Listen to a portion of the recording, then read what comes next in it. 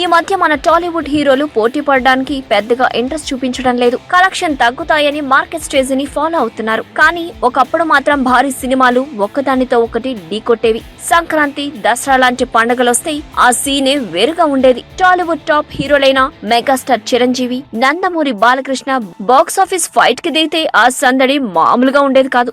ఒక్కసారి చిరంజీవి హిట్ కొడితే మరోసారి బాలయ్య సక్సెస్ అయ్యేవాడు. కొన్నిసార్లు ఇద్దరు సినిమాలు కాసుల వర్షం కురిపించేవి. ఇలా 1-2 సార్లు కాదు, ఏకంగా 18 సార్లు బాక్సాఫీస్ వార్కు దిగారు చిరు, బాలయ్యలు. ఈ ఫైట్ చివరిగా 2001లో సంక్రాంతికి జరిగింది. అప్పుడు చిరు మృగరాజుగా వస్తే బాలయ్య నరసింహనాయుడు ఎంట్రీ ఇచ్చాడు. మృగరాజు డిజాస్టర్ అయింది. నరసింహనాయుడు ఇండస్ట్రీ రికార్డులు తిరగరాశాడు. మళ్ళీ ఇప్పుడు 19వసారి బాక్సాఫీస్ సమరానికి సై అంటున్నారు చిరు, బాలయ్య. 2017 సంక్రాంతికి వీళ్ళిద్దరూ మరోసారి తలబడబోతున్నారు. 9 ఏళ్ల విరామం తర్వాత చిరు చేస్తున్న సినిమా ఖైదీ నెంబర్ 150 సంక్రాంతి రేస్ లో ఉంది. అలాగే బాలయ్య కెరియర్ లో ప్రతిష్టాత్మకమైన 100వ సినిమాగా తెరకెక్కుతున్న గౌతమిపుత్ర శాతకర్ణి కూడా అదే పండక్కి వస్తుంది. ఇద్దరికి ఇవి ప్రెస్టీజియస్ ప్రాజెక్టులు. సంక్రాంతికి ఒకేసారి తలబడిపోతున్నారు.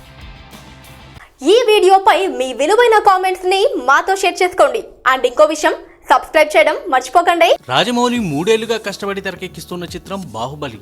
ఈ సినిమా మొదటి భాగంలో బాహుబలిని చంపింది.